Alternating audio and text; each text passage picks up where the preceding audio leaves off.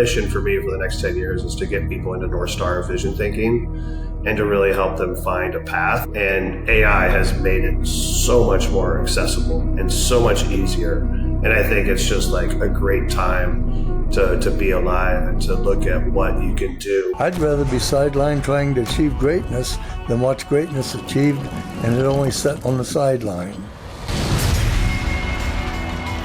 Now introducing your host, Jacob Emery.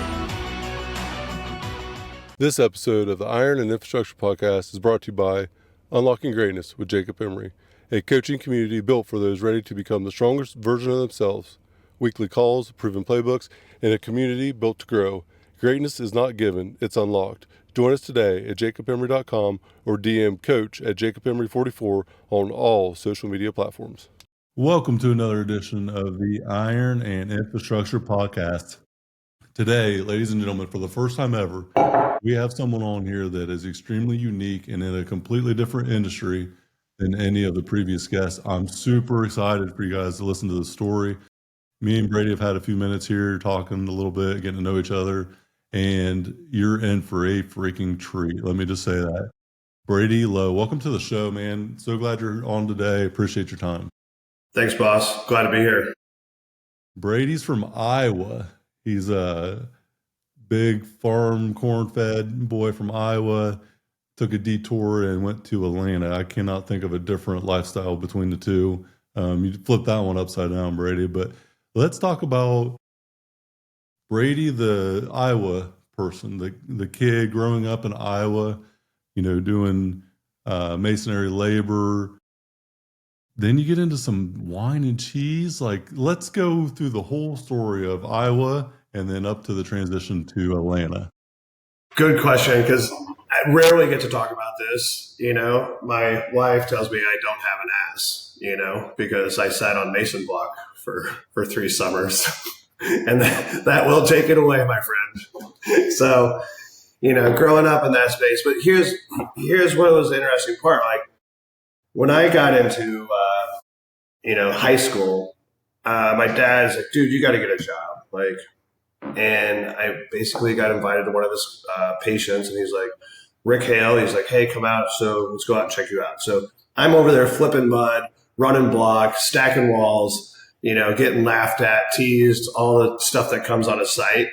But the one thing that I remember and I really appreciate was that every day he would take you to his truck and he would give you cash and he would give you a beer. So you'd have a beer, shift beer with the entire crew, and that there was always feedback at the end of the day with pay. And that was something very interesting to me because you were taught hard and you really had to, it was a tough crowd. Like, I'm a high school kid flipping mud with a bunch of convicts. Basically, yeah. You know what I mean? Like, there was more songs about meth on that wall than I could write a song about, but they thought I was their muse. And funny enough, I took all that money that I made and I went and bought cigars. So I learned how to smoke cigars when I was in 17, 18, 19. My brother's in college. So he was smoking cigars, I'd smoke cigars. He started drinking wine, I started drinking wine.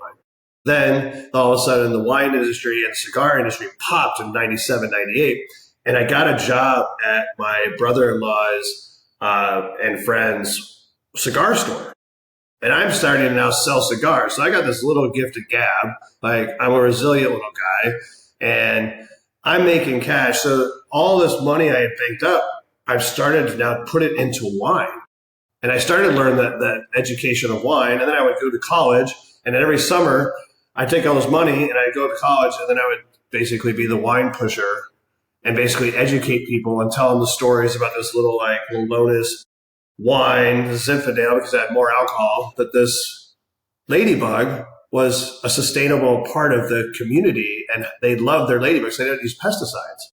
So healthier, better for you.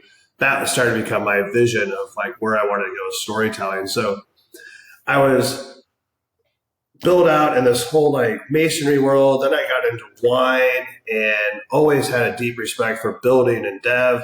And then I was basically this wine pusher guy at college. And then I started writing a business plan to get into a restaurant.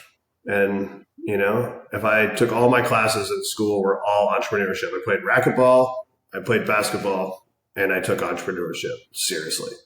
And that was where I wanted to be in life. So how did the love for wine? I mean, I can just imagine this big corn-fed redneck hillbilly, and I'm not saying anything bad about that because I'm in the same boat, okay? Yeah. You're from Iowa, I'm from We're all there Ohio. at some point. Yeah. So how did you go from bush light in the fields after a long day's work farming to wine and cheese? I'm so fascinated with this, like the fascination with wine. Is it something in Iowa that's big? Is it really popular, or is it just something that you kind of acquired? No, I think it's that pure love. My brother was in that space and he was starting to work in restaurants while he was in college. And I saw him like talk about food experience. I mean, don't forget that when I was growing up, I was like a little cook. I didn't basically have a whole lot of friends. I was teased in school. I wasn't the popular kid. So I understood there was a Schwann's truck coming by every Thursday, and I made that Schwann's truck like a gourmet ass meal. Like every cookbook that my mom bought, she had a whole wall of just cookbooks. That's what I read. I didn't read curriculum and textbooks. Like you try to give me Call of the Wild, it was like kryptonite to me. You gave me a choose your own adventure book where I could like flip and cheat the pages, and a cookbook and make something. Those were my two like textbooks of life. And that's where it kind of like all started, or just watching my brother, like every time that he up leveled his taste buds, that I was like, what's that?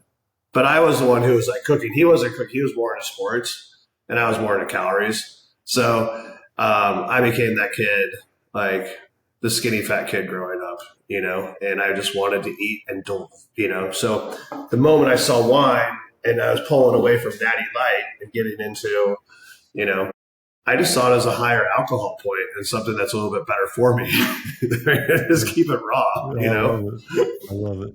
It's funny because you were the one that would be cooking the food. Your brother played sports. I wasn't going to cook a damn thing, and I wasn't athletic at all. I was the kid eating all the food that you were cooking. I was a fat kid growing up. I also got picked on in school. I also was not very popular in school. And, I got in a lot of fights, got in a lot of drinking issues because of that. From 16 to 20, I raised quite a bit of hell myself. And because of that, I never went to college. I never had entrepreneurship, I thought, in my blood, but I didn't realize that I was a misfit because I was a visionary. I didn't do good in school because I was bored to death with something that didn't matter to me. And come to find out, it probably doesn't really matter at all today in society, what I was being taught then. I don't need to memorize anything, Brady. I think AI can tell me anything I would ever need to memorize pretty quickly. So, Yeah. all these historical facts and stuff I was just bored. I wouldn't pay attention. I was bored to death, so I got in trouble. And it started Same out, here. yeah. And it was just it was how I was. I'm sure you're very similar where you're bored to death, dude. You want to go do something else. And having two daughters now, I struggle with this already. And my oldest is in second grade. And I'm already like, God, I don't know what I'm going to do whenever she asks me the question, like, why do I have to go do this shit, Because I'm not going to have a good answer. It's going to be hard for me. But for you, you found a passion early, and you're fortunate that you did. Most people don't ever really find a passion in life, and you found out something early, and then you made your life, passion become your purpose, it sounds like. So I was going on, getting out of high school, and then you're writing business plans. At what age is this? Now, this is 23, writing a business plan to like leave college and open a restaurant with an SBA loan. My parents were at the same time in college. They're like, do you want to go to culinary school? And I'm like, I think that would just breed all that I love about cooking right out of me. And I have a deep respect for all my chef buddies because there are thousands of them that I really care about and how and what they've built.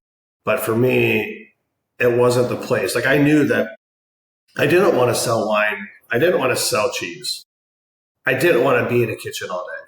I want to be on the front side, telling the stories, getting people. I want to be the hype man, and that's where that business plan really kind of became like the first part of seeing what are all the pieces and processes that need to be part of creating a business and a vision and a structure. And I think what was the most interesting part about that was one of my buddies was like, "Hey, I can't wait for you to open this restaurant." And I'm like, "Why?" He's like, "Because we're going to drink and eat for free every night." And I just saw my profits plummet. That's right when I'm talking to the SBA loan, they're looking for a case for support of why to give me cash. And I was like, I'm going to have to, I don't want to be that guy in Iowa, who's just eating and drinking and losing profits every night. And so I moved to Atlanta. So that was the framework, right? Like one side, my parents were like, "Do you want to do this?" And I was like, "No, if I choose that route, I'm going to be in a place that I don't love." Right? A lot of people do this. Mm-hmm. And if I go the other route, then it's kind of a life by design. Then the other thing is kind of like pick a route that is just by default. And I think that was the deciding moment that, my next big one was the triple D rule that came in like, I don't know, about 6 years later, when I was at like getting a rep pour for doing contracts and invoices and agreements. And the triple D, it was like one of those next ones that was like no douchebags, no divas, no dickheads. And if they found their way into my system, I knew my system would not be happy. And I just wanted a clean ecosystem. I want to like love what I do when I show up. And life gives us enough surprises, Yeah, you don't need to create any problems in life. It's going to create plenty for you.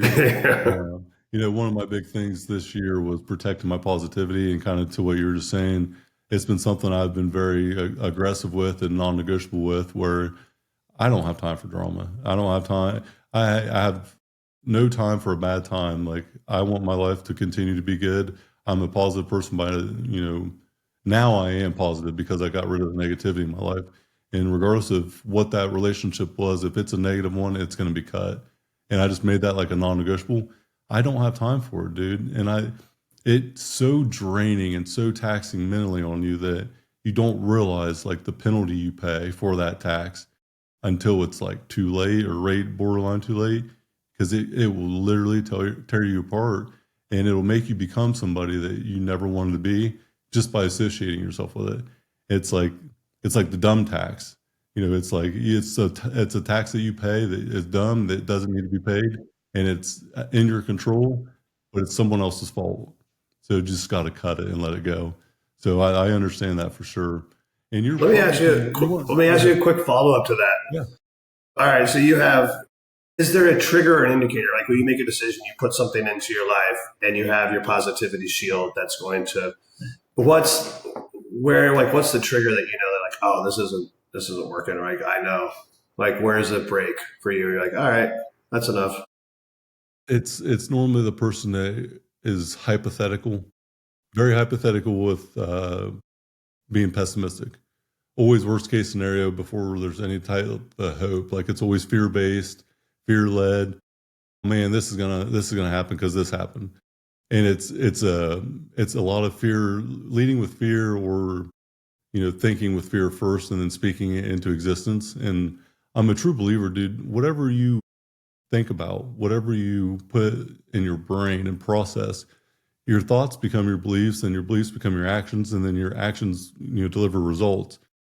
A bad thought carried through is going to be a bad result, and vice versa. So if you're always thinking negative and pessimistic, then I'm probably going to say you're going to get that kind of result, and I ain't got time for that. So I always try to lead with positivity, and it's not delusional. I am delusional sometimes, for sure, but I think that's more about what I believe to be possible and not the reality of certain things.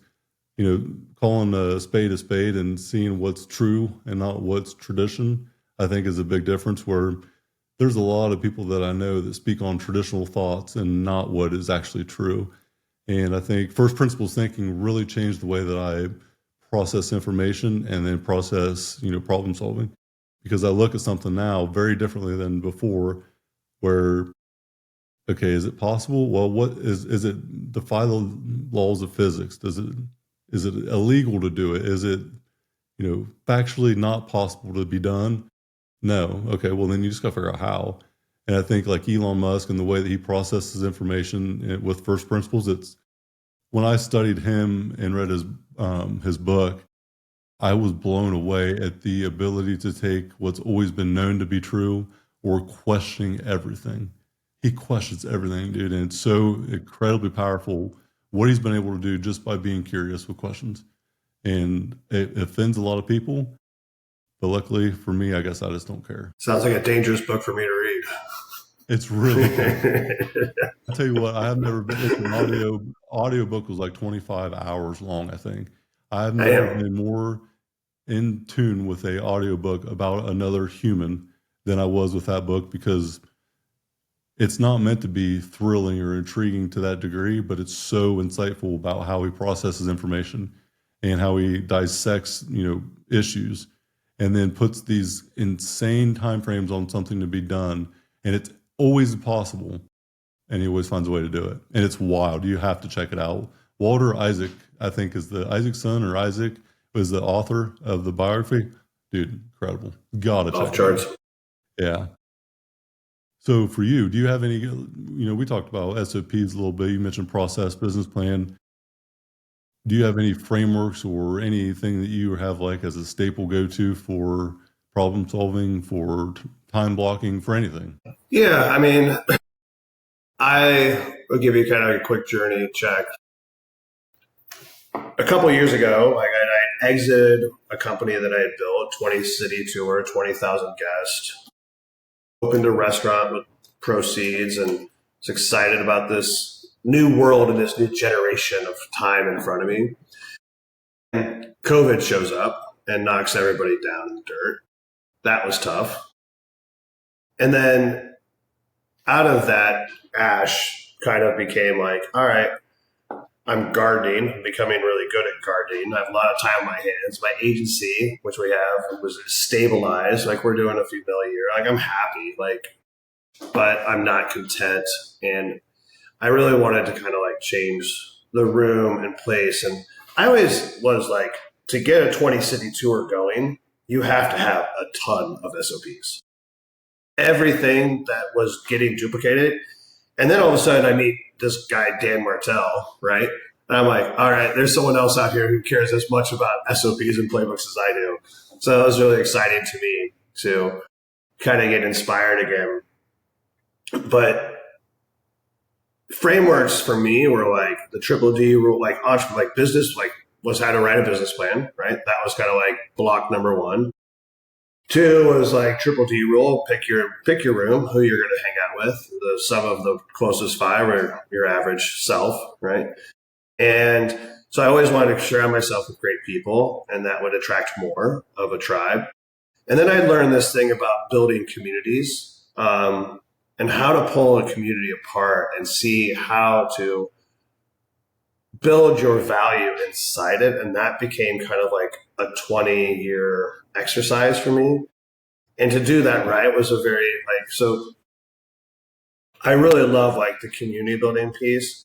But if you look at what really gave me the ability to do that was learning how and what a North Star was. And today, it all came about. At that point in my life, I was talking to a bunch of farmers, right? I was slaughtering pigs, a lot of them every year, because we were doing these big events inside ballrooms. So I'd have 5 chefs show up, a butcher, and I'd give them a whole 250-pound pig. I mean, that's like our size, on a table in the middle of Four Seasons Ballroom. And I'm the only cat in the U.S. who can pull this off. So we have DJs and hip hop and, Wu-Tang playing, and this butcher's going to town. This female butcher is just tearing apart this pig.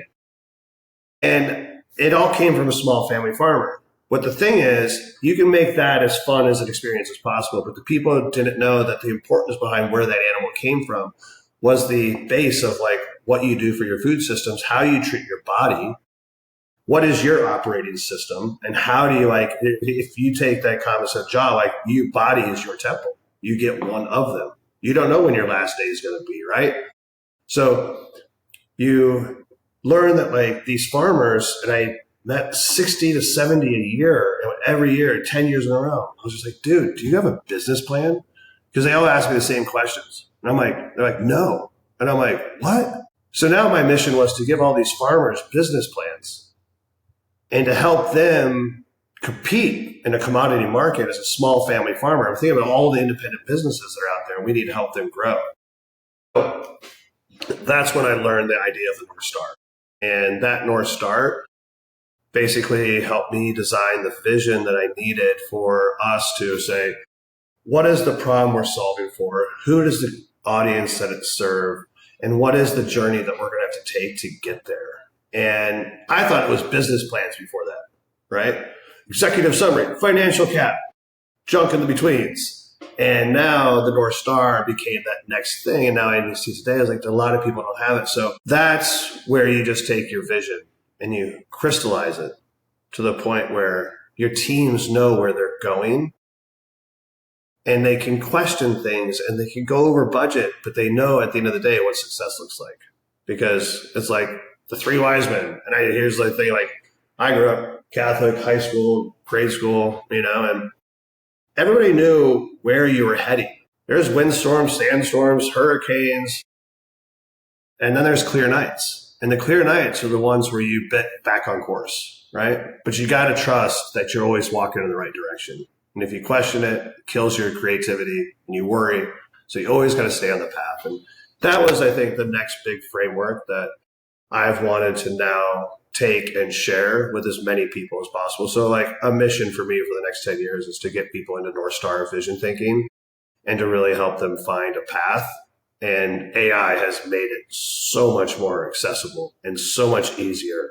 And I think it's just like a great time to be alive and to look at what you can do with something in the palm of your hand that's not Jeeves, not Google, and definitely not your mom, like, which is that traditional thinking.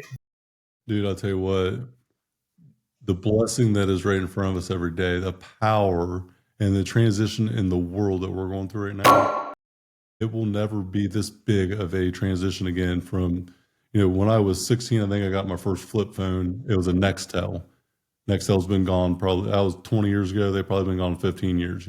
Like they've been out of business for a long time. I think Sprint bought them or some shit. But nonetheless, like I didn't have a colored screen phone. It was black and white and it was a flip phone. You could put that thing in a cannon and launch it and it would be fine when you picked it up. It would still work. Trust me, tried and true. But from that to what we see today, I am not someone that can develop a damn thing. I am someone that's very creative with vision. I can envision a thing being done. I expect it to be done because I see it so clearly, but I can't do a fucking thing with it. I'm not going to get it there with developing it, but now I don't have to. What's always been a hindrance for me, it can be done readily, easily now, where I struggled with certain things for a long time because of that. Where, man, if I got to go implement this myself, I'm going to struggle. I have the idea, but I'm going to struggle to get it in place, in motion. But the one thing that you were kind of getting to or mentioning, when you're going city to city, you can't just go out there and wing it, dude. You got to have a tried and true, like step-by-step process to get the thing repeatable. And if you can't replicate what you do day in and day out, you can't train anybody else. Show me your documentation on how you actually do this task. And if you can't, then you don't know what you're doing.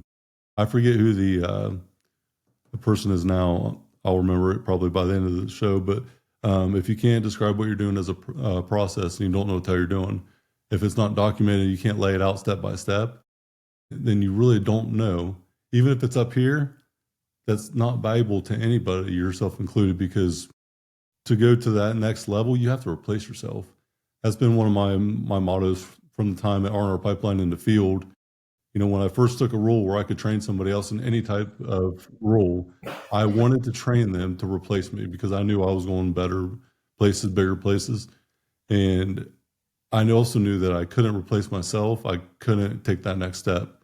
So I had to become replaceable as I climbed my way to the top. And even now as the owner of the company, I still am trying to find someone to take stuff off my plate or replace me in certain areas because I'm still continuing to grow and I'm never going to stop. So everything I do today, I'm not going to be doing next year. I'm going to be replacing that as I continue to grow. That's awesome. Yeah. And I picked that up as the hit by the bus rule, when I start off in the old school thinking way. And now it's the replacement, ladder of like, how can you move from one room to the next? And I was with a friend, and her name is Adley, and she has this really great company called Firelish. And we were in Madrid, and she was telling me a story about how we walk through a dark room at night, or a dark alley. And let's just say it's pitch black. And you've got this lantern that you're holding waist high, old gaslight lamp. And you're basically walking, and all you can see is right before your feet, right? And you're just one step at a time so you don't stub your toe on a curb or a dead cat or whatever's in that alley. And then somebody hands you a flashlight. Your vision just expands, right? So how can you be the person that is the torchbearer, someone who hands somebody the flashlight or tells them to, look up and say, all right, let's say that you're in a room and now you have a flashlight. You can see the whole room. You can see all the details. But what is the North Star? It allows you to look from this room to the room you didn't even know was right next door. And it turns the lights on in that room, and the other room, and the other room. And now you know a path exists.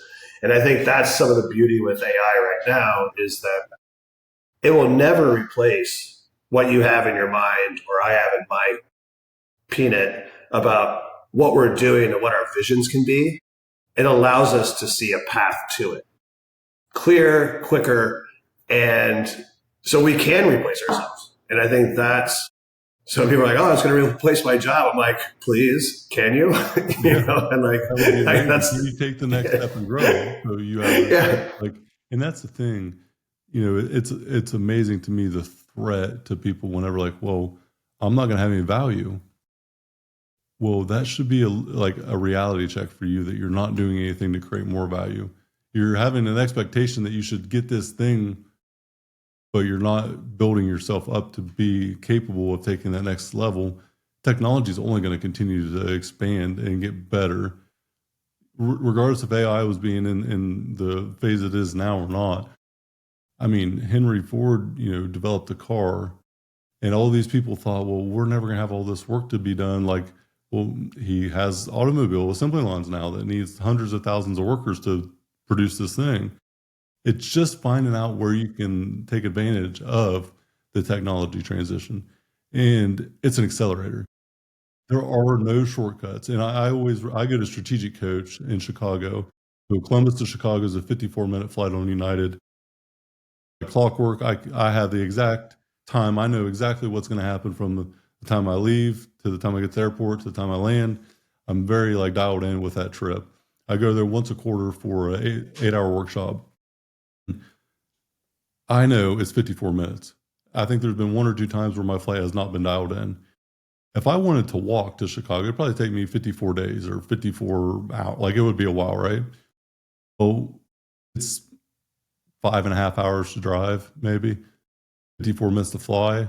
AI is the plane. It's the accelerator to get me there. I could walk there, but I can fly there. It's going to get me there a lot quicker. It's not so much a shortcut. It just accelerates my ability to get from A to B. And that's how I look at AI. And that's how I try to describe it for people that don't understand it. Anything that you need to brainstorm, anything you need to do, anything that you would delegate, there is endless amounts of opportunity. And most people are not even aware enough of what they actually need done for them to prompt it in the right way to get the result. This episode of the Iron and Infrastructure Podcast is brought to you by R&R Pipeline Inc., an infrastructure company. Join our team today at rrpipelineinc.com. Understanding the prompts and understanding how to use AI now is one of the biggest learning things that I've went through in the last 6 months. Is I still struggle in certain areas, and I'm like, all right, dumbass, you don't need to think through this or do this. You just need to prompt the right way, or you need to use this the right way, or use that, or delegate to your assistant the right way to have her do it. And it's now the game is changing on how we take tasks and get rid of them, I think. So how we evolve is also changing, but also how we delegate and subtract from our workload is wildly changing daily. And if you're not implementing it in business, you're probably not going to be in business in 5 years from what I've seen. Yeah. And your marketplace is going to change drastically in the next 600 to 1,000 days, right? Wow. That's the one that I'm questioning right now, is like the true validity of what the next 600 days looks like for us. But I love the analogy that you have, because I kind of like have been using Jeeves, Google, and AI as kind of like but I think Jeeves is walking, Google is your car, AI is a flight. And we haven't even seen what we're in the runway still. The new jets look like, you know what I mean? Like the rocket ship. And he's like, well, I can get there in 8 minutes now, And I think we're still not even so. But I know the fact that if I pick up my phone and I look at it like this, I'm more valuable with it in my hand than without, because AI can give me unique solutions much faster than I could ever present them.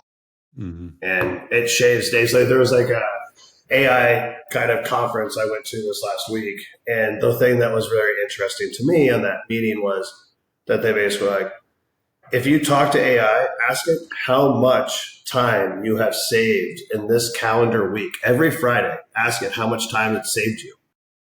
Now, think about the work hours, right? So if you pay me $100,000 and it's a 40-hour work week, and I am standing in line next to the next candidate for $100,000, and they're going to work 40 hours a week, but they could prove by proxy that they can do 200 hours worth of output in that 40 hours. The other person who's AI not ready can only do 40 hours of work. So the person can do 4 times, the same person with just a different training, right? With just the accelerator can do 4 times the work. Which person are you going to hire? It's not going to replace your job. Your ability to adapt is going to replace you. Yeah. From the opportunity. Well, quit being a chicken shit. Quit being fucking scared of it, dude. Embrace the ability to empower yourself. Like, I know you've invested in you a lot of money and mentors and coaching. Invest in yourself to get better and use this as a tool to get there also. All it is having the confidence to know that you're worthy of more, you're worthy of bigger and better what you have now. And the first thing, if you don't have a North Star, if you don't have a future direction, a perfect day scenario in 10 years from now, what does the perfect day look like tomorrow? If money, if time, if you have every resource available to you and you can do anything in the world you want, what's tomorrow? What are you going to do? If you can't describe that, then think about that first. That's how I always look at it. What is your perfect day, your perfect week? What's your perfect life look like? And then write it down, get crystal clear on it, and then go fucking get it. Because the only reason that you don't is because you don't believe in yourself enough to try. And there is no doubt in my mind that everyone, if they would just empower themselves enough to know, I am worthy of this investment, I'm going to invest in me through someone that's already been where I want to go. The amount of confidence that would bring in society today would be incredible. People were so scared and such chicken shits about investing in themselves. Oh, I'm not worthy. I can't. I won't. The media says I'm not able to. The news says I can't. Then you're probably going to be right if that's how you look at it. That narrative shift, how does it change in somebody? How do you go from being so down and out on yourself to just giving up? Because it's either give up or the pain is so bad, the pain is so high, so great that you have to get out of the pain so you make a change. But you either live in it and never get out of it and just let it be what it is, or you tell the story about how that was the other side for you.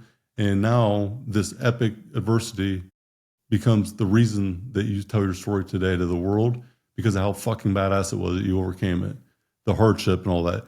Dude, everyone should document and tell their story. And the only stories that I've ever said were not good were the ones I haven't heard. Everyone has a fucking story and everybody should share it to the world and let everyone else know we're not alone, brother. We all have hell that we've been through. We all have adversity. It's been dark for me too. It's been dark for you. And I don't even know you. But I guarantee everyone's been through some sort of hell. It's just sharing it and helping the next person that really gives them the power to believe that I can get through this and it's all right. This is my story, and this is why this is epic to tell. Yeah, every message has a meaning, and don't be a pussy, bring a shovel. Let's dig it out. Let's figure out what's going in there. I think it's very important that, people understand that success is only that tip of the iceberg. Nobody knows all the dings and battles underneath the surface to get there, and you bring up a lot of really great points. And the perfect day, like we have, which I'm going to pull into life after this podcast. So I really thank you for that, because my wife has been wanting a follow-up to date night. And I think perfect day once a week, is just like from noon to 7 on a Saturday or Sunday. It's just you and me, and that's it. You know what I mean? And giving that time and that commitment to somebody can be the meaning, in the bottle for you, So, yeah. And we're afraid to go. And I think that's the thing with AI. Another thing that's making me think is like, it's like being brutally honest. Like I was at Dan Martell's Empire Builder Camp, and like there's a guy walking around with this like limitless AI. Like it's always listening, right? Like I should have it on right now, but I don't. But it's just pendant, and it listens to all conversations. And I was like, "Why are you guys doing this?" And he goes, "I want to know what I sound like, and I want to know when people pause when I'm talking to them, and I want to be better." Because a lot, like, I mean, what's the general percentage? Like, how many people would actually wear that and do that, put themselves at that vulnerability, right? I think 85% of people wouldn't even do that. Like they're like, and I wear it, and people are like, "What is that? You look like Iron Man." I'm like, I'm just trying to get better. And I think that, Iron Man, you've never seen us in the same room together. Yeah. So I love it. And people get into like GPT, and I'm like, hey, like, can you be brutally honest? Like, ask it. Question 1: how good how good am I at using you? That's a very straightforward question, and let it respond and either surprise or tell you what can I do better, right? That's an easy question. Based on what I've asked you in my past existence with you, what can you tell me about myself, and what can I do to be a better human? Brutal question, right?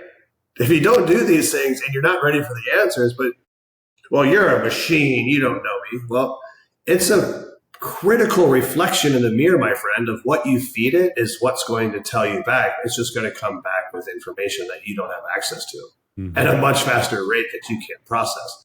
So it's just a reflection of humanity, and it's a very interesting subject of like being brutal with questions to ChatGPT. And I go for walks and I ask crazy questions. And sometimes I'm not prepared for the answers, but no one else is going to be honest with me. It's amazing how accurate it is too. Yeah. 80-20 is probably underselling it. It's probably more like 95-5 to 5%. Like that's not even in the arena of what could be the answer, because that doesn't relate. But 95% of the time is probably pretty spot on. It's just hearing it and thinking, being open enough to actually say that could be the thing. So I love that. And I am that way with it now. Whenever I'll put something together, I'll put it in there, I'll say, out of 10, is this a world-class presentation, whatever. And if it's not, redline it, make it world-class, and then tell me where I fucked up at, like brutally honest. And even, especially on the audio part, skip all the pleasantries, be direct, be blunt, be brutally honest, try to hurt my feelings. Like I went to that degree where I want you to try to hurt my feelings and telling me where I suck at.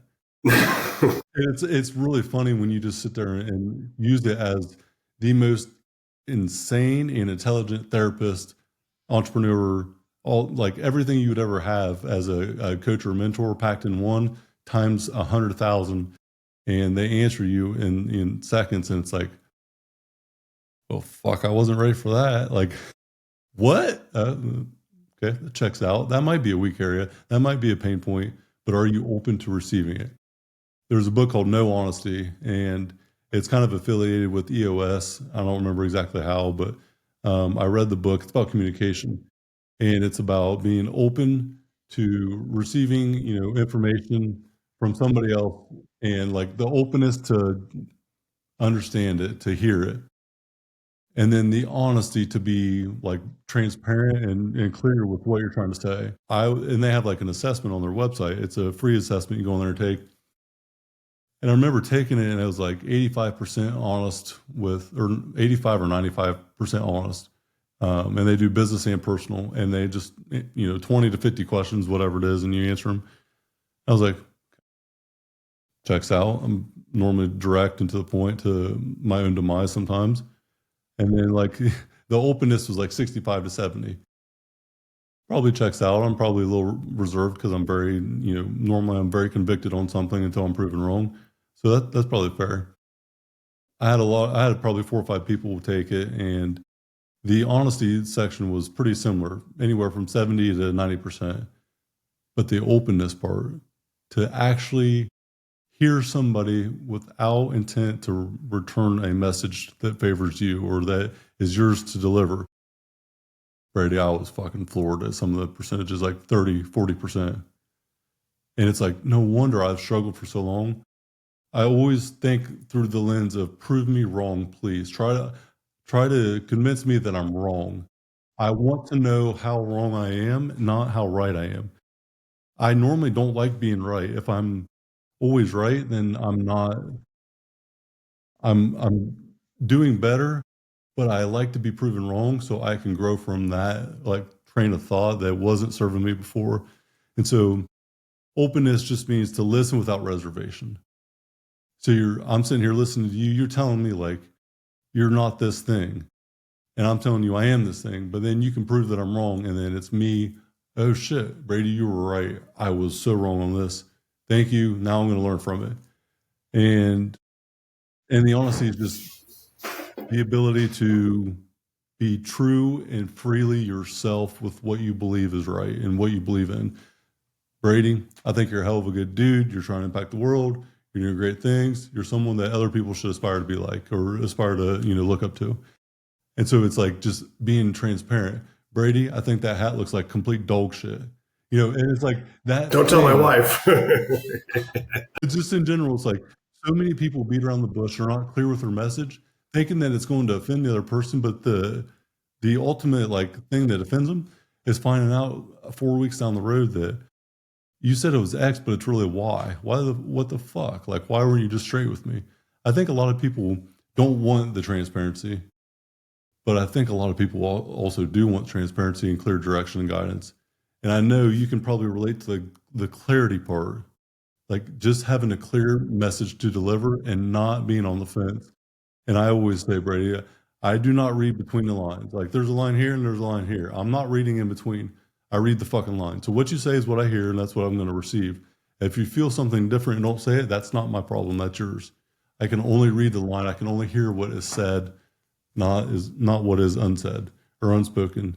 Unspoken expectations are predetermined resentments, and I truly, truly believe that. I love that. Yeah, I haven't heard that statement, but I do highly appreciate that. Like because there is so much hidden meaning if people just stick to what's on the paper or what's on the line. It's like, well, that's not what the song is about. Well, that's for you to interpret. That's fine. Like that, you could take that to the bank. Like, but here's what I heard. This is what he said, and I appreciate the message. So words are powerful, dude. Communication is powerful, but also the lack of is extremely powerful and not in a good way. Yeah, and I think it's an interesting play with GPT is because people's communication skills are evolving to talk in clarity. Because like the first thing that I heard in prompting was break it down as simple as 6th grade. Say good boy, bad boy.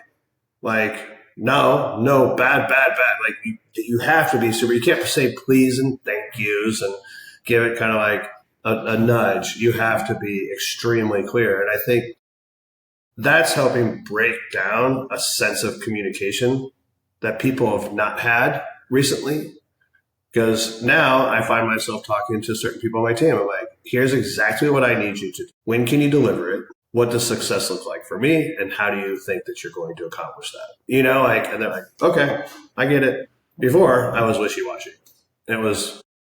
So I think we're in a new era right now where people are going to find that support in AI. And then there's some people who don't want to do it at all. And I think that's the big separator, what you just mentioned. Some people do not want to hear what's possible or the growth, or so many people are more terrified of what's possible to be true and the growth they could have than failing trying to go achieve that. Like the failure part is more acceptable to a lot of people than like actually trying to grow and then failing instead of just flatlining. It's wild to me. I don't understand it, but it's wild. It's fear. I mean, and fear is a very true emotion that everyone's going to experience. And, can you look at it from a positive perspective, like you were saying, or do you look at it from a fear perspective? Mm-hmm. It's how you approach the subject, right? If I walk you and I see you in the gym and I'm like, oh my gosh, there's that guy. He looks scary. Or I'm like, man, I want to be like that guy. How can I be like you when I grow up? It's a two different way to approach that platform, right? Yep. And I'm like, and I come to you like, dude, I'm a teddy bear. And I'm like, shit, I thought you were so rough and tough. We put too much energy before we even say hello. Fear, but also faith, and not just like religion, but any type of belief system that you have. Both faith and fear require us to believe in something we cannot see. They both do. Both of them require us to say, this thing could be true, but I don't know. But it could be. And you believe it's true, you believe it's not. And it could be fear. I'm going to die in a car crash in 6 months from now. I'm going to get my leg broken tomorrow, whatever. If you keep focusing on that, like that's fear. I'm going to become the person that my future self requires to achieve this goal in 6 months. When I was 22, I said, I'm going to buy Arner Pipeline by the time I'm 30. Every single person that I had said anything about that goal to thought I was fucking delusional. Brady, I was fucking delusional. But guess what happened? I achieved it. Because from that day, I said it out loud to the time that it happened, I never had doubt in my mind. I just had no clue how to get there. But I was persistent in getting there. My life motto is persistent patience. And persistent in my pursuit of greatness. I am fucking relentless. I'm a dog.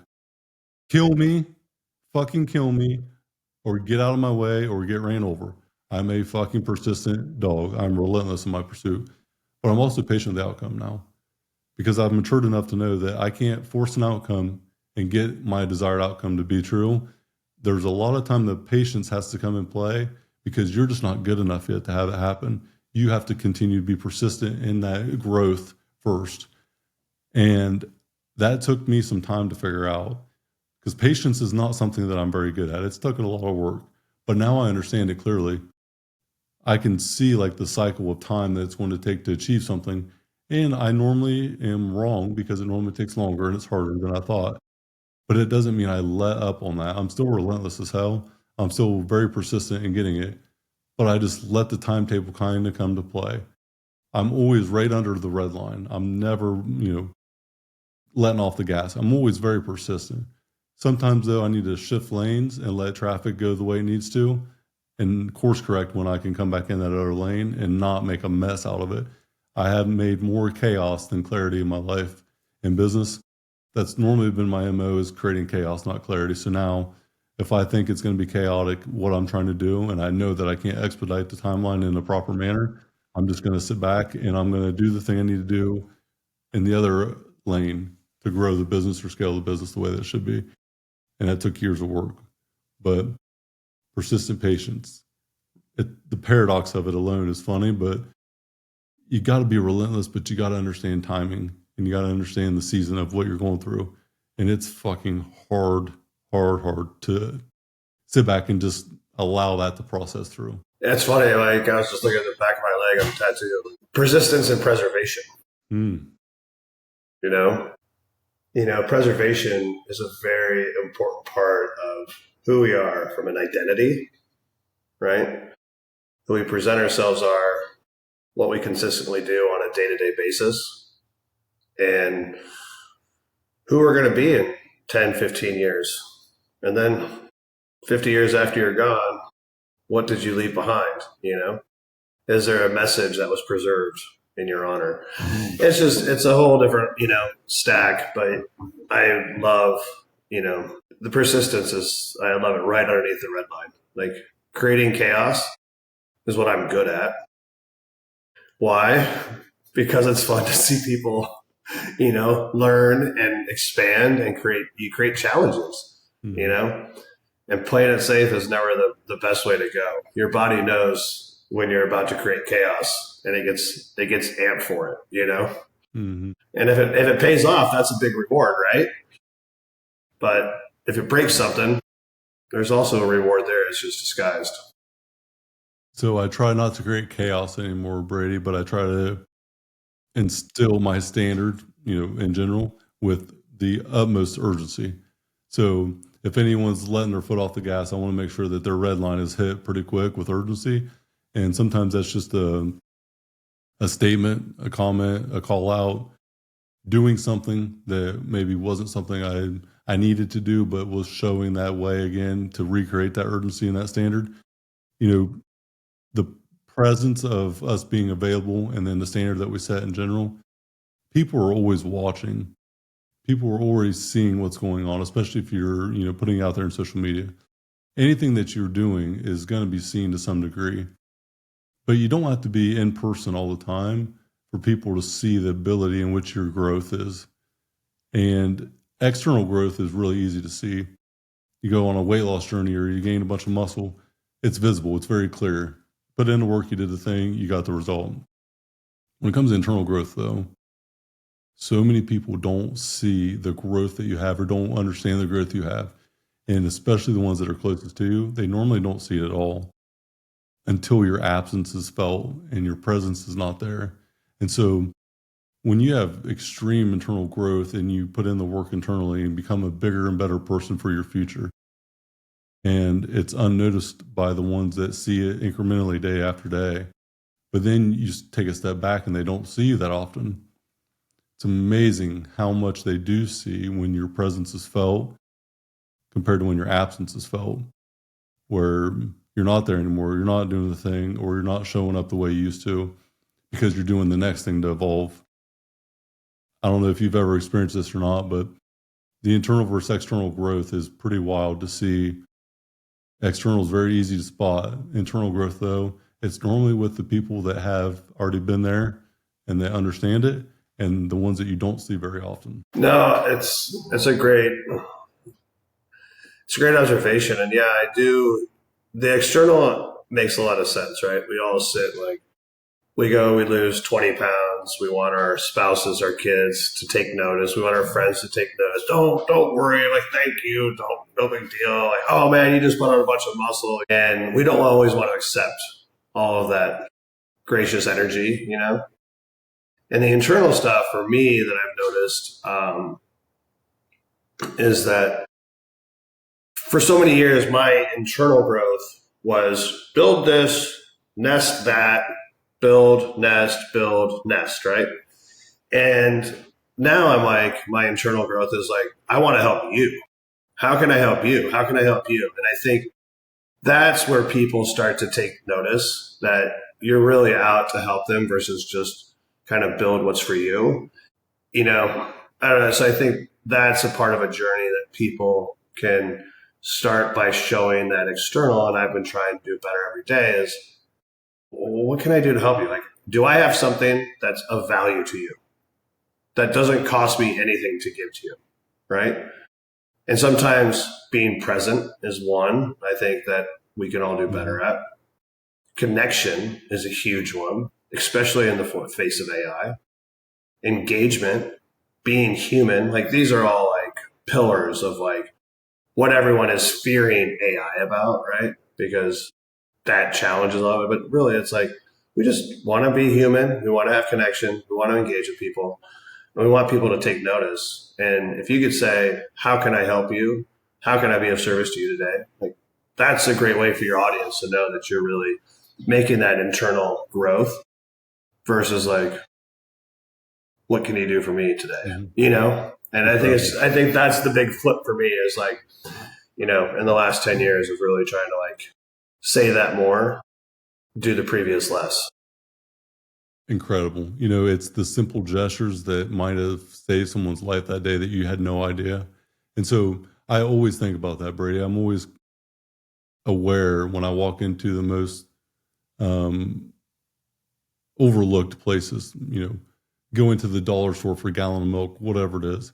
The person that's at the cash register, a young kid, they look defeated in life, maybe overweight, no confidence. You can just see it. They're wearing this stress because they probably just don't know. They don't know what to do. They're just miserable and don't know why, but they have a name tag on. And ask them how their day is, and then say, man, you're doing a great job today. I appreciate your service, or whatever it is. Say their name. I have had so many people smile because of that. It's almost saddening to say it. A simple gestures in 30 seconds of your time and just being aware of that, it's probably changed a lot of people's life and you don't even know it. But it's been something that I'm very, very intentional about now, and I have been for a few years, where if I could just get a little bit of a smirk out of someone, it looks like they just have nothing in life to fight for anymore. That's a good day to me, because I would rather, I think the most fulfillment I've ever had is when I was able to serve somebody that can never repay me, help somebody out that I never wanted to, but never could if they wanted to. And that's been life-changing for me to be able to do that a couple times. And I've been blessed to be able to do so. But the ability to help someone out and be consciously thinking about that, I think, is why the world is going to serve us in a better way, because we're trying to serve the world first. I love it. Yeah, man. That's the golden mission, just adjust somebody's day just by a hairpin decision of time, and I talk about this in business quite often. And, we spend so much time on looking at Instagram and people. And I just don't think there's enough compliments out there. I think listening to people being present and just being a compliment farm or a compliment giver is such a big win, because it takes 15 seconds to see that person at the store, to see them online, to see them, you look really good today. You dressed up, that dress is amazing. You look amazing, really well done. They didn't spend the time to do something to never feel it. You know what I mean?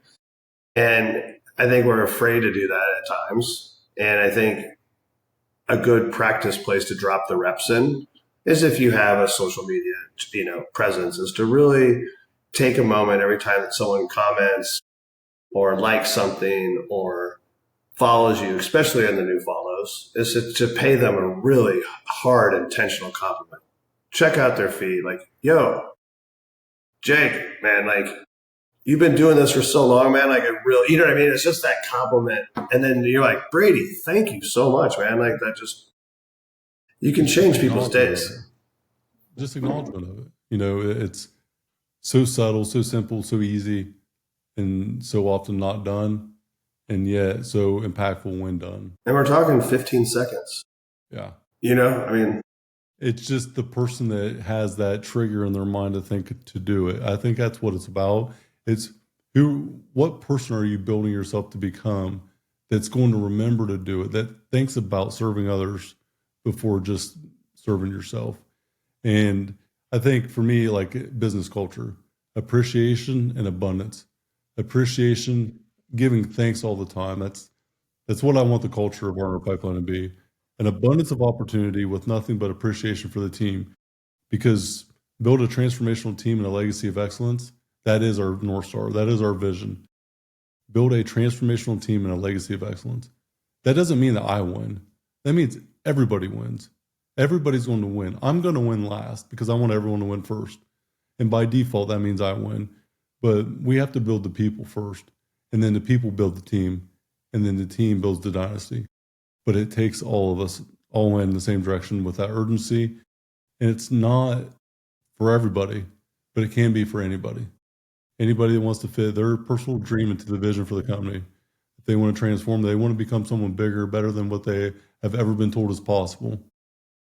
It's real. It's there.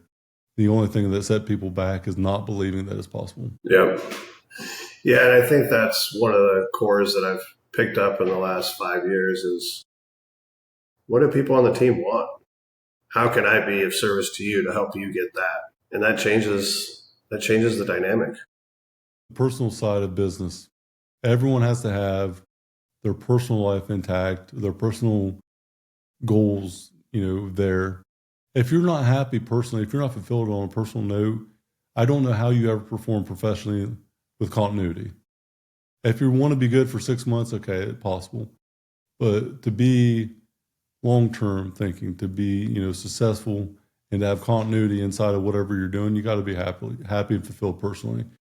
And I think that's where the development starts in business a lot of time, is the person itself. Build the person to be the person they want to become, and then fit it inside the vision for the company. And I think that's where success starts. Yeah, I agree 100% on that. Brady, thank you for your time today. This has been amazing. We got off course, I think, from the wine and cheese topic that we started with. But nonetheless, I think all the listeners are going to understand where you're at, where your passion's at. And just in case they don't, tell the listeners where they can find you at for all your wine and cheese endeavors and exploration. Yeah, so after all the calories and chaos, in the last 20 years and selling out and exiting the company, the best way to contact is to watch me on Instagram. So I've got my Instagram handle, Brady Lowe 75.